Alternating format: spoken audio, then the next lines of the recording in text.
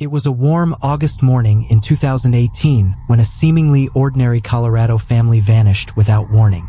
What began as a welfare check soon unraveled into one of the most shocking true crime cases in modern history, the Watts family murders. Before we dive in, where are you watching from? Drop it in the comments. It's always powerful to see how stories like this reach people all over the world.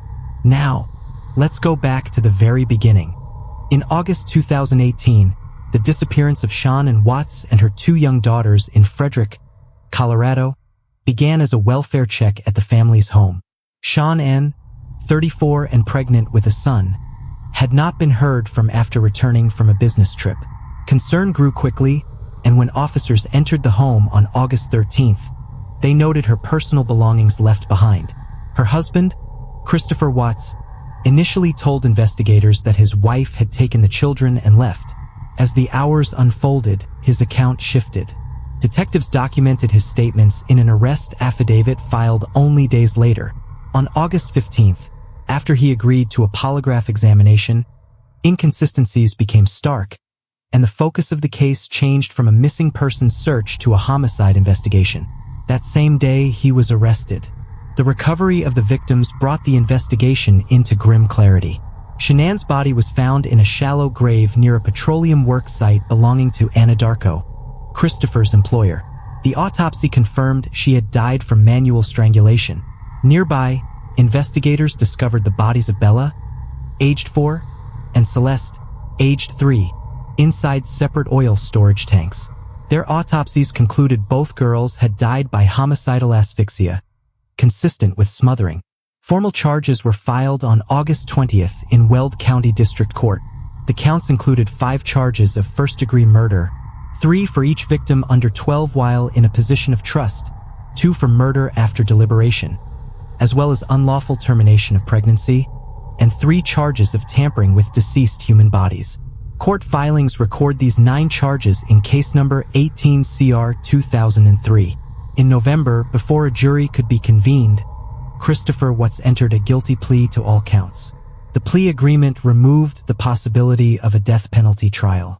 At sentencing on November 19th, the judge imposed 3 consecutive life sentences without the possibility of parole for the murders of Shanann, Bella, and Celeste. 2 additional life terms were added concurrently, along with sentences for the unlawful termination of pregnancy and tampering charges, ensuring he would never be released. Months later, in February 2019, a team of investigators from the Colorado Bureau of Investigation, the FBI, and Frederick police visited Watts at the Dodge Correctional Institution in Wisconsin. In a lengthy interview, preserved in a report released publicly, he gave a new account of the events that contradicted his earlier statements. By then, however, the criminal case was closed, the sentences imposed, and the official record stood: 3 lives and an unborn child, lost between the night of August 12th and the morning of August 13th, 2018. Christopher Watts's arrest affidavit, filed on August 16th, 2018, became the foundational document for the public's first verified look at the investigation. It laid out the timeline as police understood it in the early days. Officers described being called to the home by a close friend of Shanann's who had grown concerned when she could not reach her. Shanann's phone, purse, and medication were all found inside the house, an observation that quickly ruled out the idea she had left voluntarily. Detectives detailed their early contact with Watts. He appeared cooperative at first, allowing entry into the home and providing information. Yet investigators noted discrepancies between his verbal statements and what evidence suggested. His demeanor became part of the documented suspicion, calm in the face of a missing wife and children, at odds with the concern typically seen in similar cases. Between August 13th and August 15th, search efforts expanded. News outlets carried reports of neighbors, law enforcement, and family members mobilizing.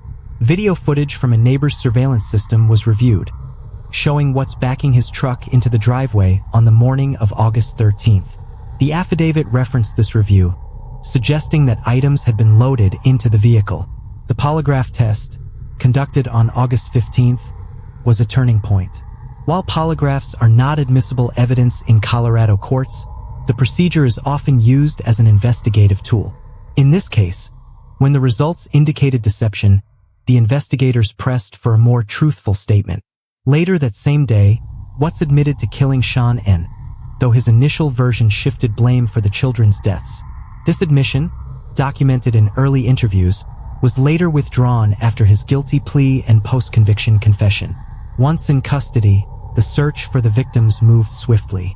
On August 16th, law enforcement officers located Shanann's body and, in the following hours, discovered the remains of Bella and Celeste in oil tanks at the Anadarko site where Watts had worked.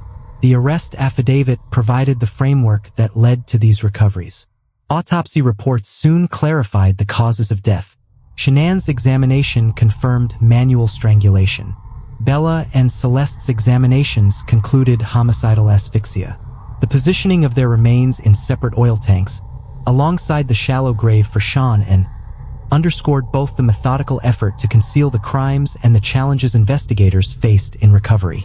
These findings were made part of the official record, though the reports were initially sealed by court order before later being released in response to public records requests.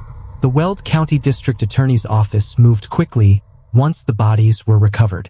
The formal filing of 9 charges reflected the severity of the crimes: multiple first-degree murder counts, unlawful termination of pregnancy, and tampering with human remains.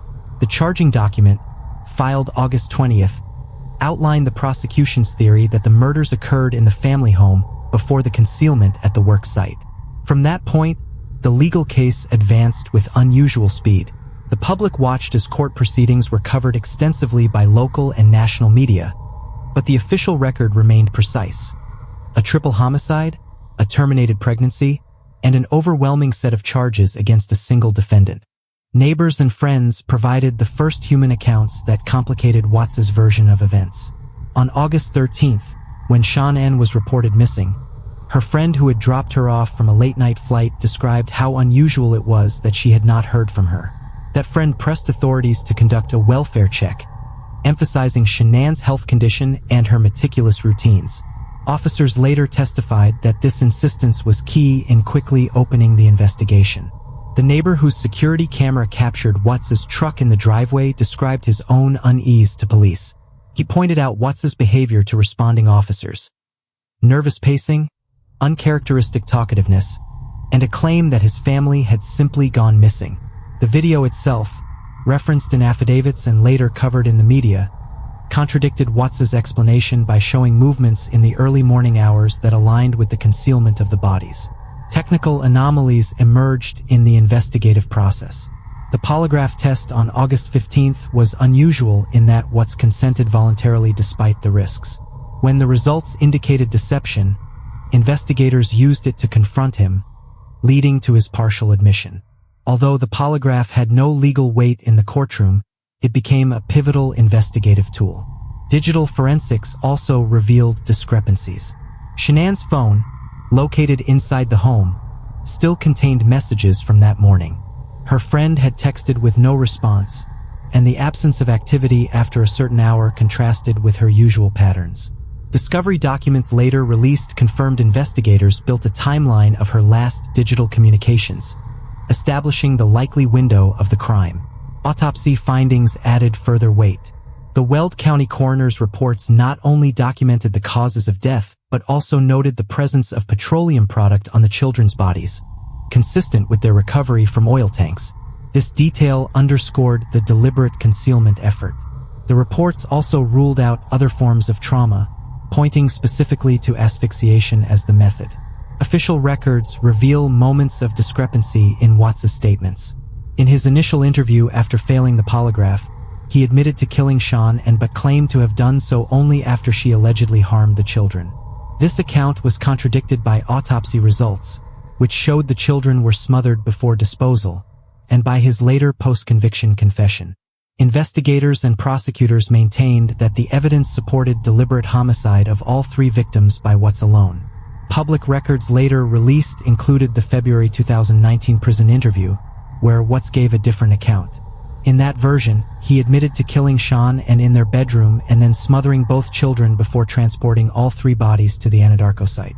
Investigators recorded his demeanor as calm and forthcoming, but the inconsistencies with his earlier claims highlighted how his narrative shifted at each stage. What remained consistent across all official sources was the timeline. The crimes occurred in the early hours of August 13th. The concealment followed immediately, and the arrest was secured within 3 days. The human accounts from friends and neighbors, combined with digital data and forensic evidence, closed off the alternative explanations Watts had initially put forward. The prosecution's case, as it developed in August and September 2018, leaned heavily on the combination of human accounts and technical evidence. Each piece, when placed against Watts's shifting statements, exposed contradictions. Friends of Shanann repeatedly told investigators that she was not the type of person to leave without explanation. They described her as structured, attentive, and deeply invested in her children's routines. This testimony was captured in reports and became part of the narrative the district attorney later presented at sentencing.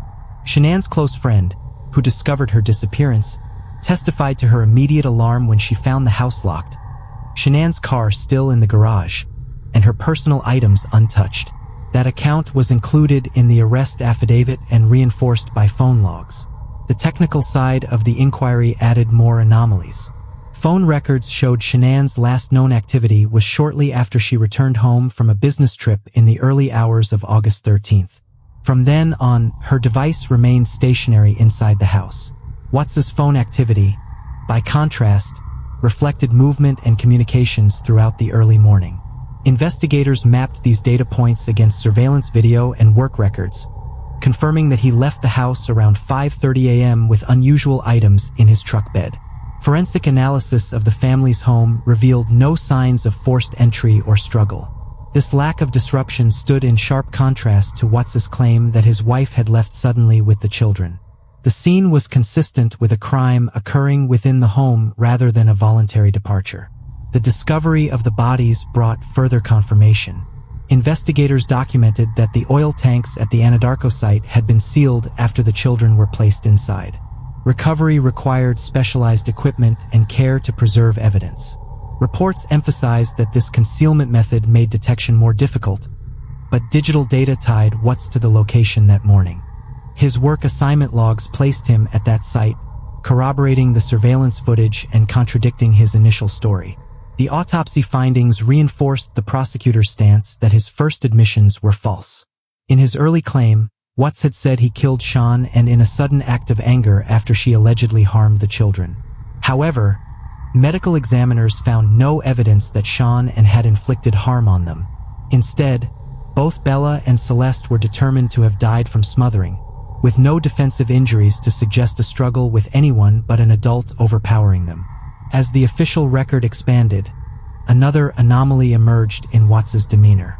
Officers, neighbors, and reporters observed his calmness during televised appeals for his family's return.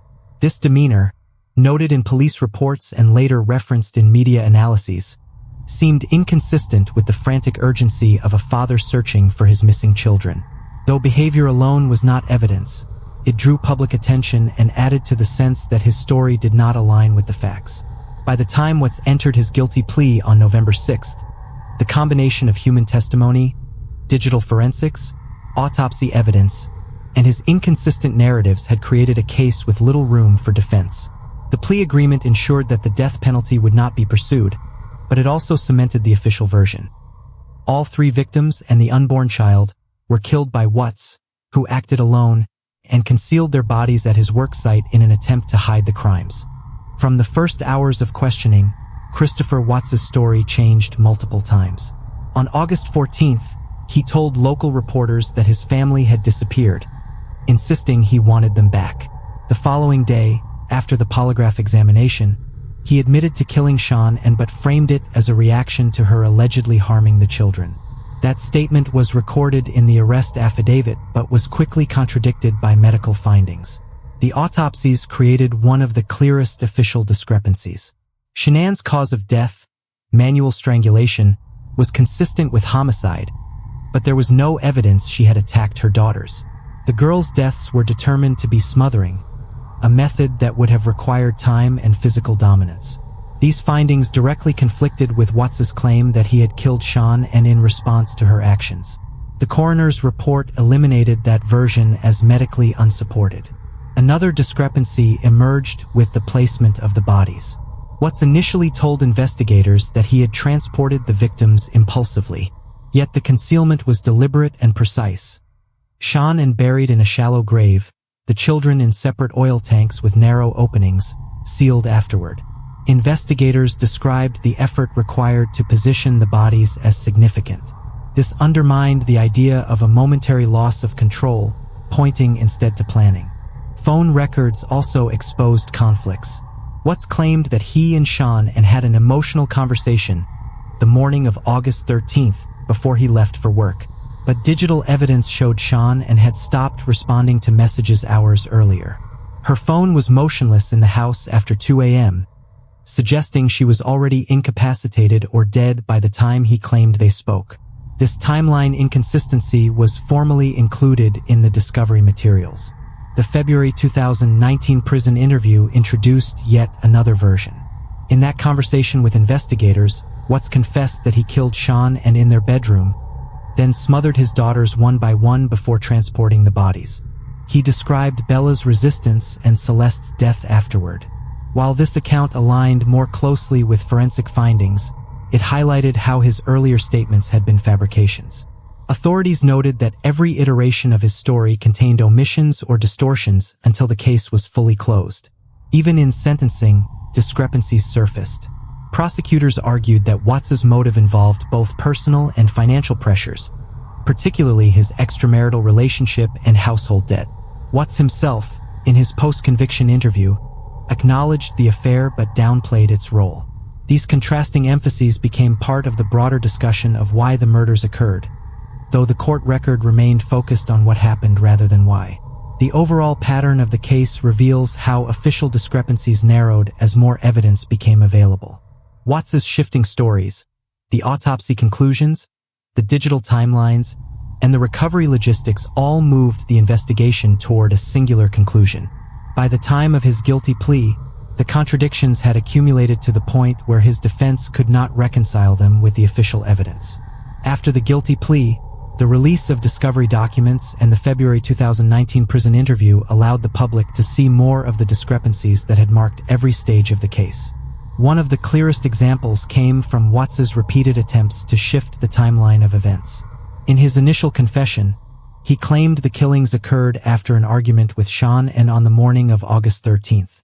Yet evidence gathered from Shanann's phone and activity logs indicated she had ceased all communication after arriving home from her business trip shortly after 2 a.m.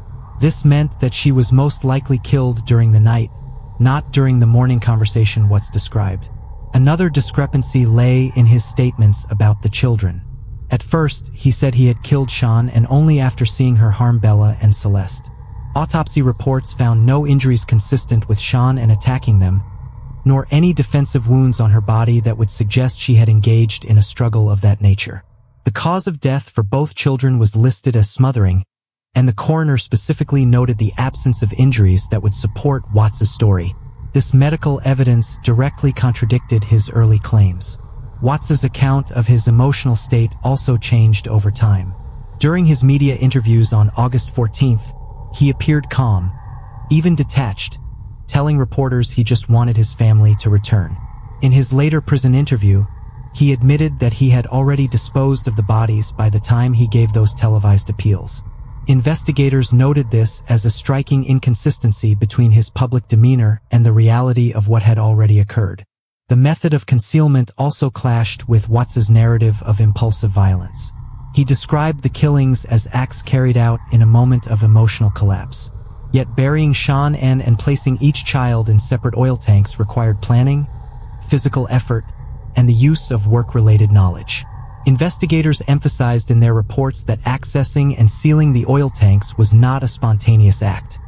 It required time and deliberate action.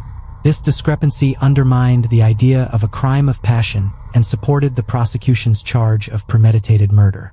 Financial records and relationship details introduced additional conflicts. Shanann's friends told police she had been working to repair her marriage, while discovery documents revealed that Watts was involved in an extramarital relationship and had researched vacation plans with the woman he was seeing. At sentencing, prosecutors highlighted how this reality contrasted sharply with his portrayal of a stable family life during those final days. The February 2019 prison interview presented the most detailed version of events, but even that account contained contradictions. For example, Watts said he smothered Celeste after Bella had already been placed in the truck with Shanann's body. He claimed Bella watched, asking questions he struggled to answer. Yet the timeline of movements, as reconstructed by phone data, suggested less opportunity for the extended interactions he described. Investigators included his prison narrative in their official record but acknowledged that it, too, could not be taken as a fully reliable chronology. Through these discrepancies, the picture that emerged was less about one consistent story and more about the gradual collapse of each version Watts offered. Each new statement had to be weighed against autopsies, digital timelines, witness testimony, and forensic evidence. By the time of his guilty plea, the weight of these contradictions had left only one unifying conclusion, that his original accounts were fabrications designed to minimize his responsibility, and the official evidence confirmed his sole culpability. The sentencing hearing on November 19, 2018, was the final courtroom chapter. The district attorney's office presented victim impact statements from Shanann's family, which were entered into the record. Her parents and brother described their loss and urged the court to ensure Christopher Watts would never be released. The judge imposed 3 consecutive life sentences without parole for the murders, 2 additional concurrent life terms for the other first-degree counts, plus 48 years for unlawful termination of pregnancy and 36 years for the 3 tampering charges. The aggregate sentence guaranteed he would remain incarcerated until his death. Official orders also addressed the handling of sensitive evidence. The Weld County District Court initially sealed the autopsy reports to protect the integrity of proceedings, later releasing them after his plea was entered. Similarly, the discovery file, containing interviews, phone data, text records, and forensic analysis, was released in redacted form once the case closed. These materials became the primary source for journalists reconstructing the timeline. The February 2019 prison interview, conducted by agents from the Colorado Bureau of Investigation, the FBI, and Frederick Police, was made public in March 2019. It provided Watts's most detailed narrative, but investigators themselves noted in the transcript that his account was inconsistent in places. Still, the interview gave insight into his state of mind and his acknowledgement of guilt. This document has since been cited as the definitive post-conviction record. In terms of corrections, Watts was transferred out of Colorado for safety reasons. By December 2018, he was housed at the Dodge Correctional Institution in Wisconsin, a maximum security facility. Reports from the Colorado Department of Corrections confirmed the transfer was part of an interstate compact arrangement designed to separate high-profile offenders from local populations. Public records also show continuing legal motions from media outlets to unseal documents. The case generated nationwide coverage, and judges had to balance transparency with sensitivity to the victims' families. Orders relating to the Colorado Open Records Act clarified what materials could be released. The case had repercussions beyond the courtroom. Shanann's family later pursued civil proceedings to secure control over property and to protect the memory of the victims. Verified filings show wrongful death claims and estate matters handled in Weld County courts. At the same time, public interest in the case sparked extensive media productions, though the official record remained grounded in filings, transcripts, and reports. The legacy of discrepancies in Watts' statements continues to shape how the case is studied.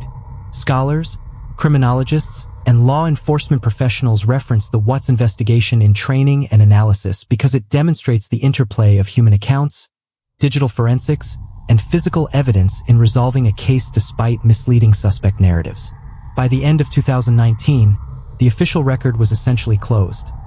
A guilty plea, multiple life sentences, sealed and later released reports, and a post-conviction interview that, while not perfectly consistent, represented the last word from the defendant himself. The verified outcome was clear. Christopher Watts acted alone, murdered his pregnant wife and 2 daughters, and is serving life without parole. In the months after sentencing, the official record continued to expand as filings and investigative reports were gradually released. Weld County prosecutors published nearly 2,000 pages of discovery in late 2018, which included interview transcripts, text messages, financial records, and digital data. These documents confirmed the timeline already established in court while also revealing details about the family's daily life and the investigative process. Each release was accompanied by redactions to protect sensitive information, but what remained provided one of the most complete case files ever made public in a Colorado homicide. The Colorado Bureau of Investigation's February 2019 interview in Dodge Correctional Institution added a rare post-conviction layer to the record. Conducted with both CBI and FBI agents present, the session lasted several hours and produced a transcript over 50 pages long. In it, Watts admitted to details he had previously denied, such as smothering both children after killing Shanann. Investigators asked clarifying questions, and Watts answered in a calm manner, but at several points he contradicted his earlier accounts. The CBI noted that while the interview provided closure on some aspects, not every statement could be independently verified. Shanann's family continued to seek accountability beyond the criminal court. Civil actions were filed in Weld County to manage Shanann's estate and to prevent Watts from profiting in any way from the crimes. Publicly available filings show that her parents were granted control over the estate, ensuring that any potential income from the case, such as through media rights, would not go to the defendant. These steps were consistent with Colorado law in cases of wrongful death. Corrections records document that Watts remained in Wisconsin under the Interstate Corrections Compact, which allows states to transfer inmates when safety or security concerns warrant it. Colorado officials stated publicly that his notoriety made him a potential target in state prisons, and Wisconsin's facility provided the controlled environment deemed necessary. This transfer was confirmed through official Department of Corrections statements. The handling of autopsy reports was another significant aspect of the aftermath.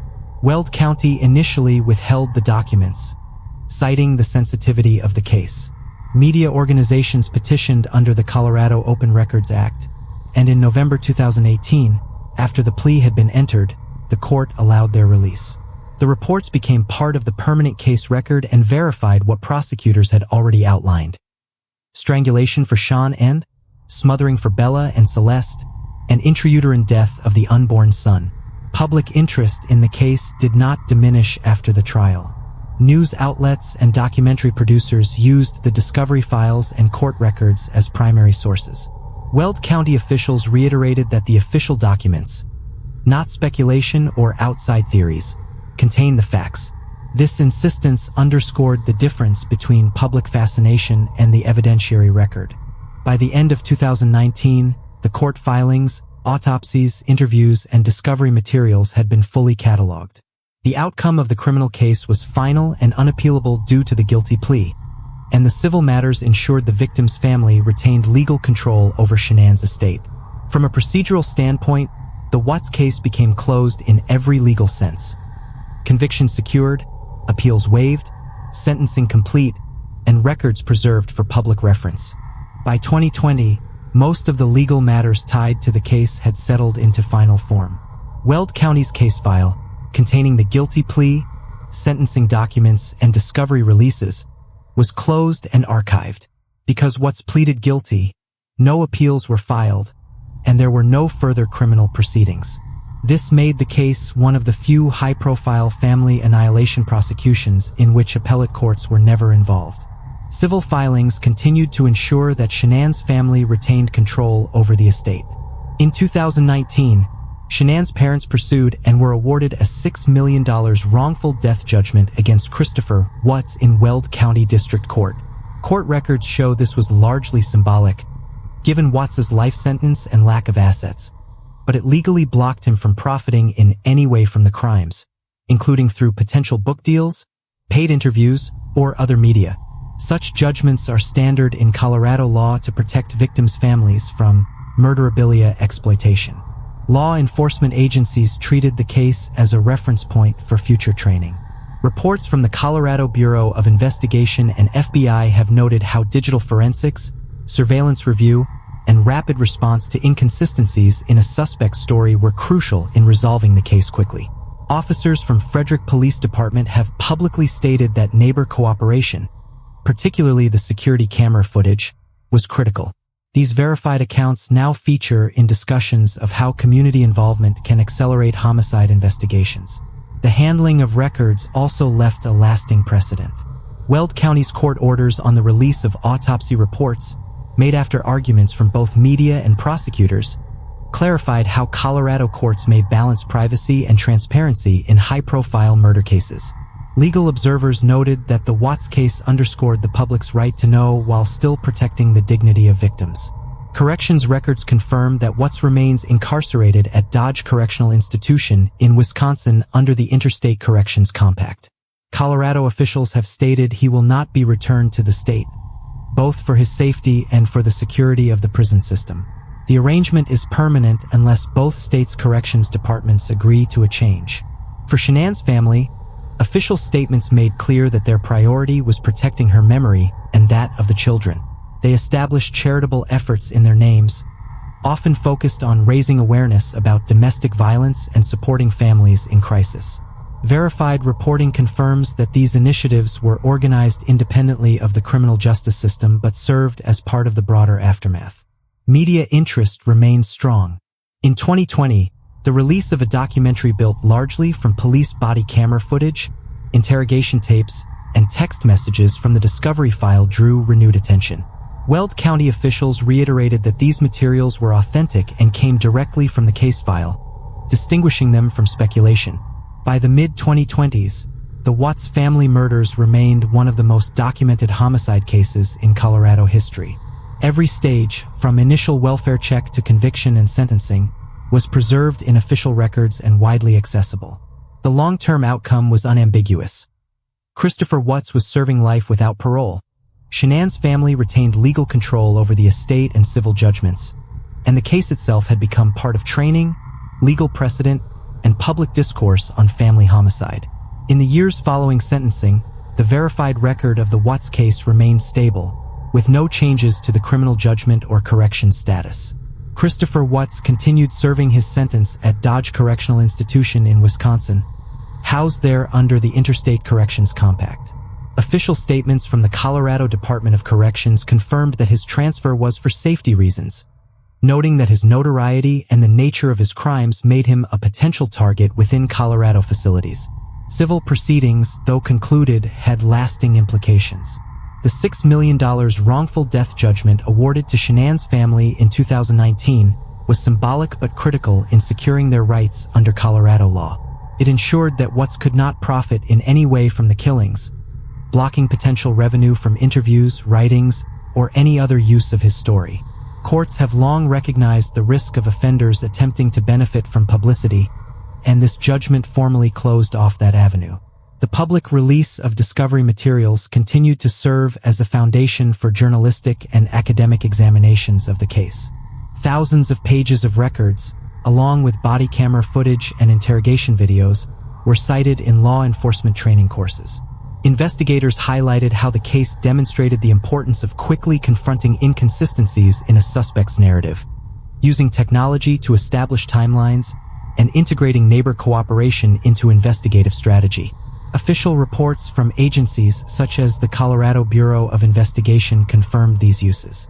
Shanann's family maintained a visible role in shaping the legacy of the victims. Verified reporting shows that her parents and brother worked to preserve her reputation and highlight her work in health and wellness advocacy. Community efforts in their names emphasized awareness of domestic violence and the need to recognize warning signs in relationships. These activities were covered by established outlets and rooted in the family's direct participation. Media interest, though persistent, was anchored in the verified materials released by the courts. The 2020 documentary built largely on public records, including law enforcement footage, interrogation tapes, and Shanann's digital communications. Officials in Weld County confirmed that these materials were authentic components of the discovery file, reinforcing the distinction between fact and speculation. By 2021 and into 2022, there were occasional filings by outside parties seeking access to sealed portions of the record. Colorado courts generally denied such requests, affirming that sensitive content, such as certain crime scene photographs, would remain restricted out of respect for the victims. This reinforced a precedent balancing transparency with privacy in high-profile homicide cases. Through these developments, the official status of the case never changed. Watts remained convicted and incarcerated for life. Shanann's family held civil judgments and control of the estate, and the public record was preserved in thousands of pages of evidence. The enduring significance of the case lay in how thoroughly it was documented and how it continued to inform law enforcement training, legal precedent, and family advocacy efforts. Law enforcement agencies, including the Colorado Bureau of Investigation and the FBI, highlighted the case as an example of how technology can rapidly dismantle a suspect's narrative. Official reports and verified training materials noted 3 specific elements: the use of polygraph as an investigative tool, digital forensics from phones and texts, and surveillance video provided by neighbors. Each of these created a timeline that conflicted with Christopher Watts's shifting accounts, ultimately leading to his confession and guilty plea. Police training sessions, as documented in reporting on post-trial practices, referenced the role of community involvement. The neighbor who provided surveillance footage of Watts's truck became a pivotal witness in the affidavit, underscoring the importance of canvassing neighborhoods quickly in missing persons cases. Frederick police officers later stated in verified interviews that this cooperation significantly accelerated the investigation. The courts treated the handling of sensitive records as a precedent-setting issue. Weld County's decisions regarding autopsy reports and discovery materials were widely cited in Colorado legal circles. By first sealing and then releasing the reports after the guilty plea, the court established a balance between protecting the dignity of the victims and upholding transparency in the judicial process. These rulings have since been referenced in open records disputes. Victim advocacy organizations also pointed to the case in raising awareness of intimate partner homicide. Shanann's family publicly aligned themselves with campaigns against domestic violence, using her story to emphasize that abuse and control can escalate without clear external warning signs. These advocacy efforts were reported on by established outlets and confirmed through the family's statements. The Colorado Department of Corrections and its Wisconsin counterpart highlighted the case in internal communications about inmate transfers under the Interstate Corrections Compact. Watts's relocation demonstrated how states manage the safety of high-profile inmates while reducing risks within their own prison populations. This arrangement was confirmed by official DOC statements, which clarified that such transfers are long-term and based on security assessments. In academic circles, criminologists reference the Watts case as an example of family annihilation, a phenomenon in which an offender kills an entire nuclear family unit. Verified publications noted that the case fit established patterns: financial stress, marital conflict, and an extramarital relationship, but also demonstrated how digital evidence can provide an unusually clear reconstruction of events. The broader implication of the case, preserved in court files and verified reporting, is its value as a complete evidentiary record. With thousands of pages of discovery materials released and multiple hours of interrogation footage available, investigators, legal scholars, and the public have access to one of the most documented homicide cases in U.S. history. This transparency has made the case both a training model and a subject of continuing public interest, but the official facts remain fixed: a guilty plea, multiple life sentences, and a permanent correctional placement out of state. After sentencing in November 2018, the case entered a new phase where the criminal matter was concluded, but its consequences continued through civil actions, corrections management, and public record disputes. Shanann's parents filed a wrongful death lawsuit against Christopher Watts, and the Weld County Court awarded them a $6 million judgment. While symbolic, since Watts had no assets and would spend the rest of his life in prison, the judgment ensured he could not profit from the murders by selling his story, participating in media projects, or producing written accounts. This judgment legally closed off any potential exploitation of the crime. In related estate matters, Shanann's family was granted control of her estate, which included her digital presence and social media materials. Verified court filings confirm these transfers of control, and they served to protect Shanann's image and her children's memory from being misused. Corrections records show that Watts was transferred from Colorado to Wisconsin under the Interstate Corrections Compact. Colorado Department of Corrections officials explained that high-profile inmates convicted of crimes against children are at elevated risk of violence within prison populations. His permanent placement at Dodge Correctional Institution in Waupun was confirmed by both Colorado and Wisconsin corrections departments, which indicated the transfer would remain in place for the foreseeable future. Housing such inmates in a different state also reduced strain on Colorado prison staff, who would otherwise have faced security challenges in managing a prisoner whose notoriety was widespread. The release of public records became a central issue. Following Watts's guilty plea, Weld County District Court authorized the release of thousands of pages of discovery materials, interrogation recordings, and police body camera footage. These materials gave journalists and the public an unusually detailed look at the investigation from its earliest stages. Initially, the autopsy reports had been withheld, but once the plea was entered, the court ruled that they could be made public. Legal observers noted that this ruling set an important precedent in Colorado. Courts could delay the release of sensitive records during an active prosecution, but once the case was resolved, transparency outweighed the remaining privacy concerns. This decision has since been cited in other open records disputes across the state. Law enforcement training programs incorporated elements of the investigation into their lessons. Officers highlighted the role of digital forensics, showing how text messages and phone records reconstructed the timeline of Shanann's final hours.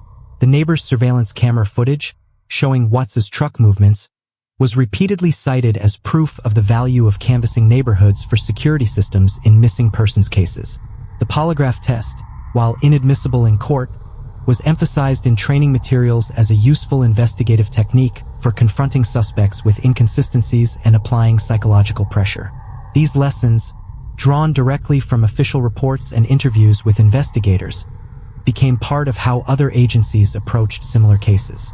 Shanann's family used the public attention surrounding the case to focus on advocacy. They spoke about her life, her work, and her devotion to her children, reminding audiences that her story should not be defined by the crime alone. Verified interviews show that they participated in campaigns against domestic violence and used Shanann's case as an example of how intimate partner homicide can occur even in families that appear outwardly stable. Their words underscored a theme later echoed in victim advocacy literature. Abuse and control often escalate quietly and invisibly until they culminate in violence. The extensive public release of investigative records created a complete archive. The 2020 documentary American Murder, The Family Next Door, was built almost entirely from those authentic materials, including text messages, home videos, and police recordings. Weld County officials confirmed that the documentary's sources came directly from the discovery file, ensuring the film reflected the actual evidence presented in the case. The global reach of the documentary drew renewed attention to the murders, but its content remained grounded in verified records rather than dramatization. Over the years that followed, occasional petitions were filed by outsiders seeking access to sealed crime scene photographs and other restricted evidence. Colorado courts consistently denied these requests, citing the need to protect the dignity of Shanann, Bella, and Celeste. Judges emphasized that while transparency was important, there were limits to what could be released without causing unnecessary harm to the victims' families. This reinforced a line in Colorado jurisprudence. The public's right to information is strong, but not absolute. The record of the case remains fixed. Christopher Watts is serving multiple consecutive life sentences without parole in Wisconsin. Shanann's family holds the wrongful death judgment and maintains civil control over her estate.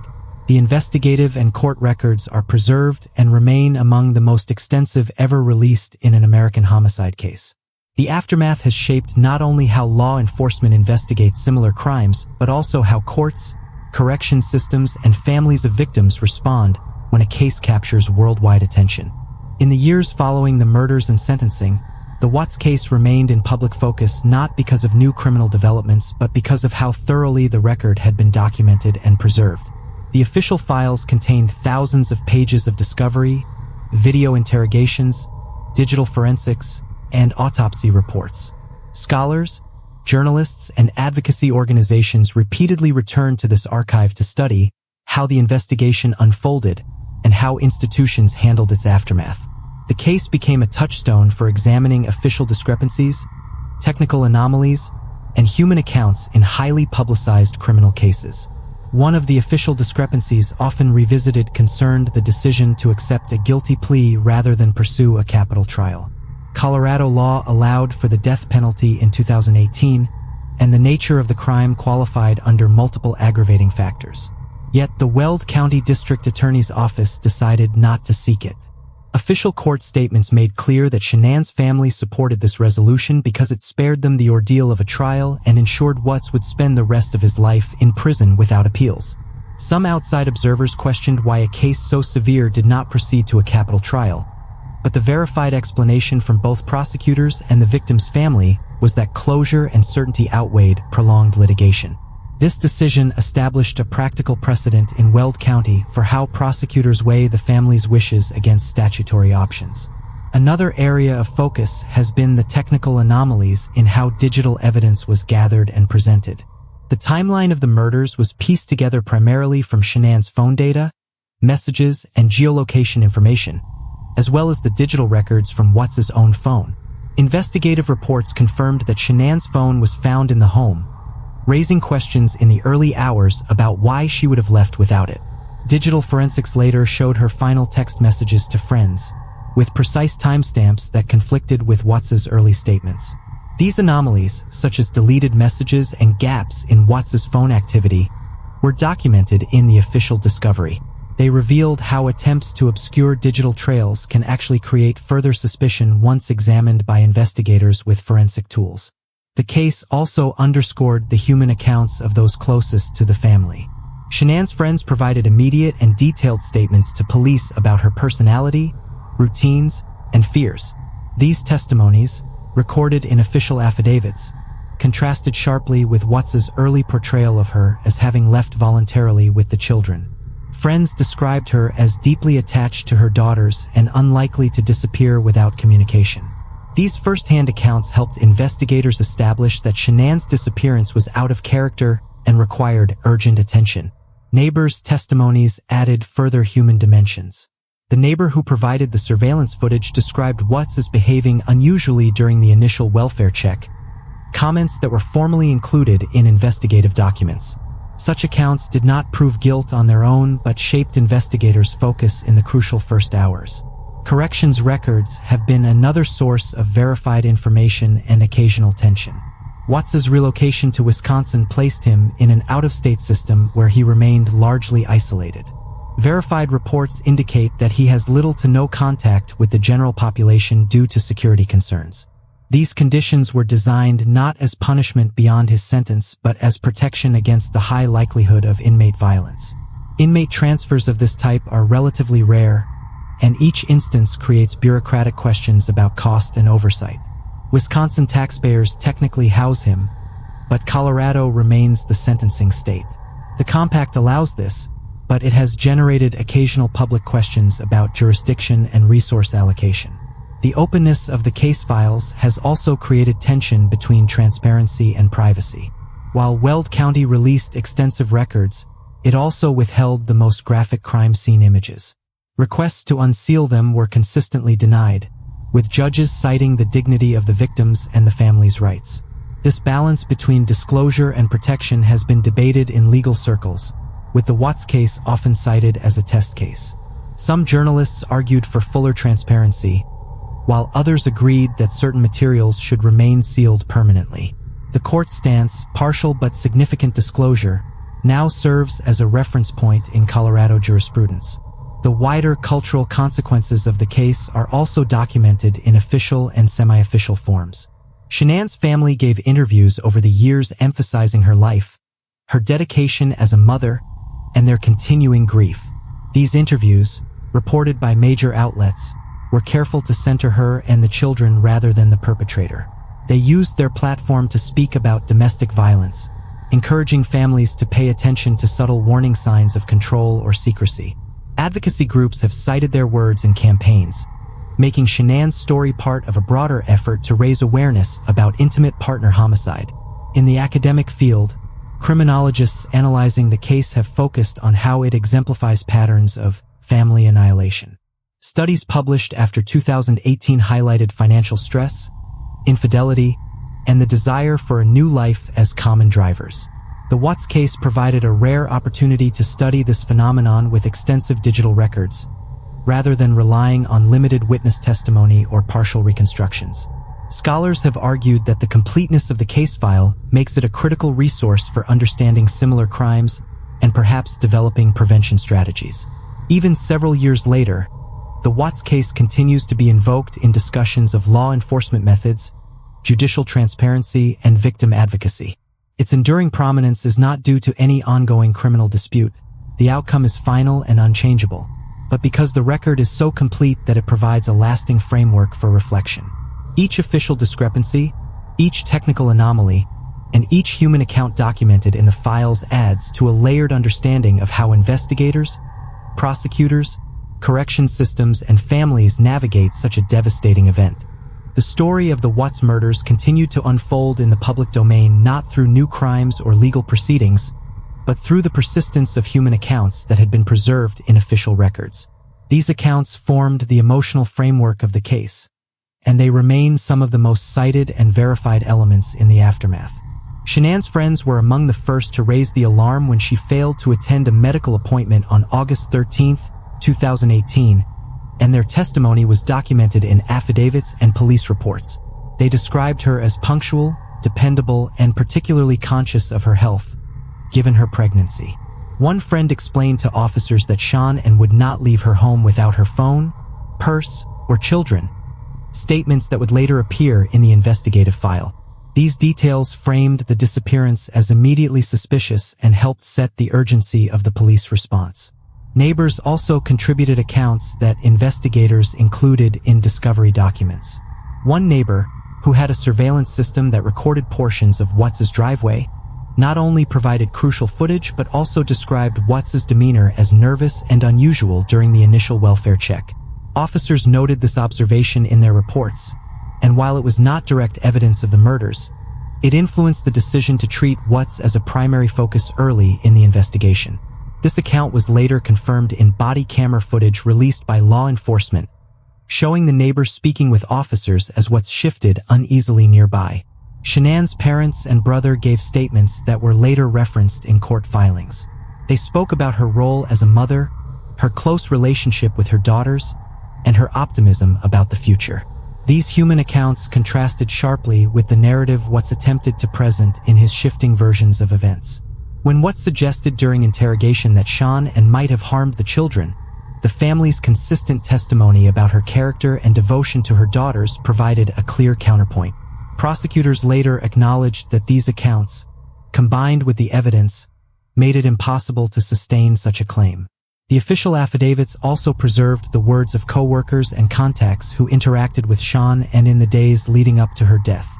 One colleague described her as tired but excited about the upcoming baby, while another mentioned her concern about the state of her marriage. These statements, recorded in the investigation file, gave prosecutors a verified sense of Shanann's mindset and eliminated the possibility that she intended to abandon her life voluntarily. Law enforcement officers themselves became part of the record through their body-worn cameras and formal reports. These materials preserved their impressions in real time. The missing purse and phone, the children's medications left behind, and Watts' unusual calmness during the welfare check. The recordings, released by Weld County, showed the officers' measured but escalating concern as contradictions emerged. Their professional observations became part of the human layer of the story, demonstrating how instinct and training guide early investigative decisions. The impact on the families extended beyond the criminal trial. Shanann's relatives described their ongoing grief in verified interviews with established outlets. They recalled not only the trauma of losing Shanann, Bella, Celeste, and Nico, but also the shock of learning that the person they trusted as husband and son-in-law was responsible. These accounts did not alter the official record, but deepened the public understanding of the emotional aftermath. The Watts family, for their part, issued public statements expressing sorrow and support for the victims, an acknowledgement documented in court transcripts and news reports. What emerged from these human accounts was a consistent narrative.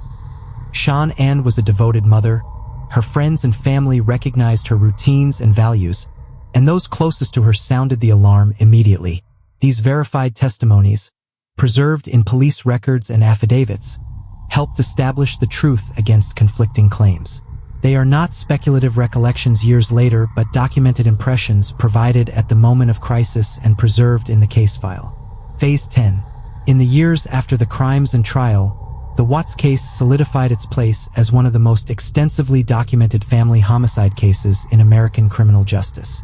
With the official proceedings concluded and no new legal developments possible, what remained was the long shadow of its aftermath. The effects on Shanann's family, the workings of the corrections system, the boundaries of legal precedent, and the way investigators and scholars continued to learn from the case. Every element that survived in the record, the discovery files, affidavits, autopsy reports, and court transcripts, became the final framework through which the events would be remembered. Shanann's family carried the heaviest burden of survival. Verified interviews show that they turned their grief into advocacy, speaking publicly about domestic violence, coercive control, and intimate partner homicide. Shanann's father and mother spoke about the signs that can sometimes be overlooked: secrecy in finances, isolation from friends, sudden changes in behavior. They emphasized that Shanann had been a committed mother and had been planning for the future, details borne out in her text messages and communications preserved in the discovery file. These family accounts became part of wider campaigns to prevent similar tragedies, not as speculation, but grounded in their lived experience and in the preserved evidence. The wrongful death judgment of $6 million, though symbolic, stood as a permanent legal barrier preventing Christopher Watts from profiting from the murders in any way. Colorado courts confirmed that proceeds from media projects, interviews, or publishing ventures could be intercepted under this judgment. This created a legal precedent in Weld County that has since been cited in other high-profile cases where perpetrators sought to benefit from notoriety. Shanann's family gained control of her estate, including her digital assets and public image, ensuring her representation remained respectful and accurate. In the corrections system, Watts's transfer to Wisconsin remained a key example of how interstate agreements are used to protect high-profile inmates. Verified records from both Colorado and Wisconsin corrections departments confirm he is housed at Dodge Correctional Institution under restrictive conditions. He remains segregated from the general population with extremely limited interactions because inmates convicted of crimes against children are among the most targeted for violence. This relocation shifted the logistical and financial responsibilities to Wisconsin, even though Colorado remains the sentencing state. The case is often referenced in corrections policy discussions as an illustration of the challenges in housing inmates whose notoriety is global. The release of investigative materials set a benchmark for transparency. Weld County's decision to publish thousands of pages of discovery, along with hours of body camera footage and interrogation recordings, was unprecedented in scope. While some materials, such as the most graphic crime scene photographs, were permanently sealed to protect the dignity of the victims, the released record offered a nearly complete picture of the investigation. Journalists and legal scholars noted that this level of transparency has rarely been matched in other American homicide cases. The balance between transparency and privacy, as applied in this case, is now cited in Colorado as a model for handling sensitive but high-profile prosecutions.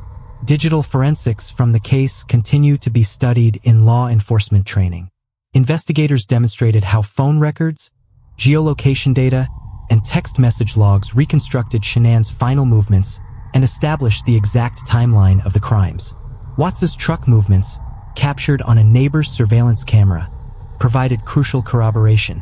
These technical elements have since been integrated into training curricula for missing persons investigations, illustrating the importance of canvassing for private security footage and securing digital evidence immediately. The use of a polygraph, though inadmissible in court, is likewise studied for its effectiveness in exposing contradictions and increasing psychological pressure during interrogation. Shanann's digital presence also remains a lasting record of her life. Her social media activity, preserved in the discovery files and in the public domain, showed her devotion to her children, her optimism, and her efforts to maintain her marriage. These authentic posts, combined with her text message exchanges with friends, gave investigators, and later the public, an unusually detailed insight into her daily experiences and mindset in the weeks before her death. Unlike many homicide cases where the victim's perspective is lost, Shanann's preserved digital communications ensured that her voice remained central. The case became the subject of extensive scholarly analysis. Criminologists identified it as a classic but extreme example of family annihilation, a rare category of homicide often linked to financial stress, infidelity, and the desire for a new life. Researchers highlighted that Watts exhibited characteristics typical of such offenders: a facade of normalcy, concealed debts, and secret extramarital involvement. The Watts case provided an unusual degree of data for analysis, making it a case study in both criminology and psychology. These academic writings drew exclusively from the verified record, further cementing the case as one of the most studied in modern criminal history. In popular culture, the 2020 Netflix documentary American Murder, The Family Next Door introduced the case to a global audience. What distinguished the documentary was its reliance on official materials: Shanann's own videos, text messages, body camera footage, and interrogation recordings. Weld County confirmed that these materials were drawn directly from the discovery file, ensuring authenticity. The film reignited public interest but did not alter the factual record. Instead, it presented the verified evidence in narrative form.